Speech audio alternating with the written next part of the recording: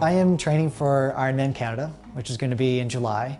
It's a 3.8 kilometer swim, a 180 kilometer bike ride, and a marathon at the end. I often swim about 2 to 3 hours a week, up to about 8,000 meters. I spend quite a few hours on the bike a week, anywhere from 6.5 to 9.5 hours just on the bike. In a week, I'll try to get up to about 50-55 kilometers of running. Typical day. Right now, I wake up usually around 6 a.m. and I'll go and get my first workout done. I come back and I go and have breakfast, shower up, go on with my day to lab, and I'm working with live organisms, so it's really on their time schedule, not so much mine. So a day could be 6 hours, it could be 12, just depends on the experiments. After that, it's all about going home, getting some dinner in you, working out again. Usually that's when I go and save my longer workouts. And then I go and have a second dinner, go to bed at a reasonable hour, and wake up at 6 a.m. the next day and repeat.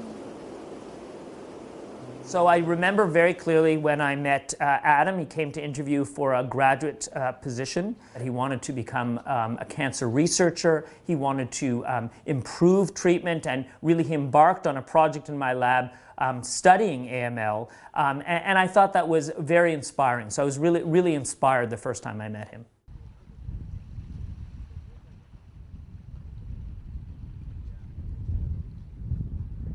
My cross-country season in 2006, I guess it would have been 2005, would be my senior year of high school, and that's really where I performed the best. I went through every single race, winning every single event. I was the state champ for Class A, and I had an unbelievable season. I had a really successful indoor track season, and again, I think I went undefeated in all those races. And getting to the outdoor season, I felt better than I ever did before, and I felt both mentally and physically strong. And throughout the course of that track season, I just went downhill. You can almost look at it in a linear rate of just going slower and slower and slower. It wasn't until the end of the track season that I started getting a strange illness. So I didn't get any fevers. I felt tired every day, and my throat was really sore. There was one time when I went and wrestled with an old friend, and the next morning I woke up and had bruises all over my body. And I went to the doctor and I started showing her all these bruises that I had. And I had some scars, and the scars had like little tiny red dots everywhere. And I told her about my fatigue that I had. And so she did a blood test, and I went home and figured it was just like the same old blood test sort of thing. I went out for a run, and during the run, I pretty much just passed out, and what happened was my airways just closed off. And so the doctor went and called me in. That's when I knew maybe something was wrong, because I've never had a doctor come in and ask to give me results. And we went into the doctor's office, and she asked me to take a seat. And I remember sitting down on a little bed and listening to the paper rattle. And she told me that I had cancer, and that I had something called leukemia. When they told me, I don't know. I remember I didn't feel scared. I didn't feel angry. I just felt like it was something that was happening, and I had to deal with it. I was later diagnosed with acute myeloid leukemia after they gave me a bone marrow biopsy, and that led to the true diagnosis. And a bone biopsy is something really interesting. That's where they go and actually drill a needle through your bone. It was in the crest of my hip, and they get through the bone into the middle, and that's where you have your bone marrow, where the site of all blood cell formation is.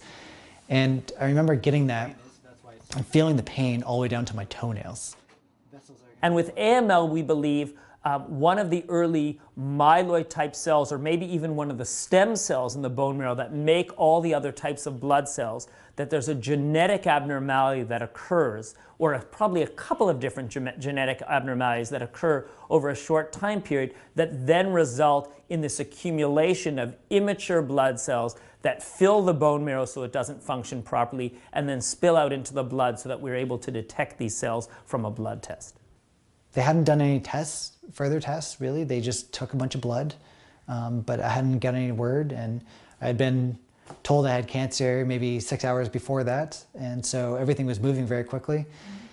And I remember them coming in with the chemo, and they were fully gowned up. So they had masks on, they had shields over their eyes, they had stuff over their head, they had full gowns in front of them, they were double gloved, and so they kind of looked, you know, like kind of space age coming in. I'm like, what are you guys going to try to give me?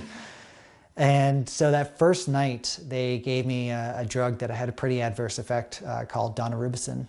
And I ended up throwing up 28 times during the course of that night. That was, quite honestly, probably the worst night that I've ever had to face. The way that I felt, the confusion that I had, how scared I was thinking that that was going to be my life for who knows how long, and just not knowing whether or not I was going to go and make it through even that night, let alone the next night or the next day or so on. It was definitely bad.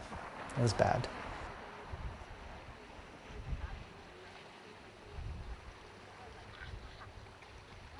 There was never a day where they said, you are currently cancer-free. It was kind of a progression and getting to a point where the therapy stopped and I had my PICC line removed, that I was able to go and finally breathe in a sigh of relief and saying, okay, I'm done with this. Time to get healthy, time to get better, time to get on with my life. My goal was to get into university and hopefully be a contributing member in the medical field. And so that really drove me into getting in there and really helped me to get back into feeling normal.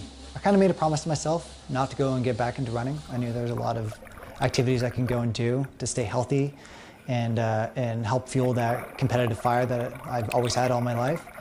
But I never wanted to set myself back into feeling that I was unsuccessful. And I felt as though if I went into running, that I would constantly compare myself to who I was and how fast I used to be. And there's no way I could ever be that fast again. And so that's how I started picking up triathlon. I have the love for running. I got into swimming and really enjoyed that. And I thought, hey, I can go and bike. So why not go and start doing that? Best part is the run is at the end of the triathlon. So I would swim, bike, then run. There's no way comparing, you know, that running performance with running performance from high school, because you've done two sports before that.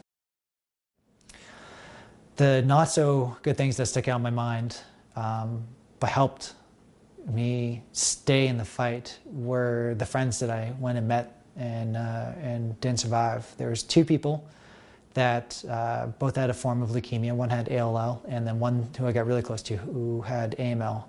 And they're the only ones that are anywhere close to my age. I got really close, especially to one of them named Rihanna, where we went through a lot of the rigors of treatment together. We saw each other at our worst moments and at our better moments, and we helped each other get through a lot of the fight that we needed to. And anyway, both of the people I became friends with, they both ended up passing away. And that's, I don't want to say humbling, but it puts you in your place to know how fast things can turn. They are both part of my inspiration right now. They help encourage me to go and do research on the cancer that once controlled my life. They are inspiration for me to go into medicine, and they inspire me to go and keep up with this charity that I started. They are why I'm here and why I'm doing things. So I live my life.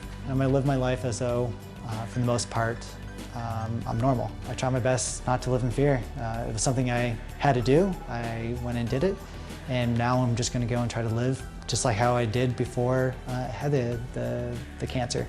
I'm just gonna live my life to the fullest.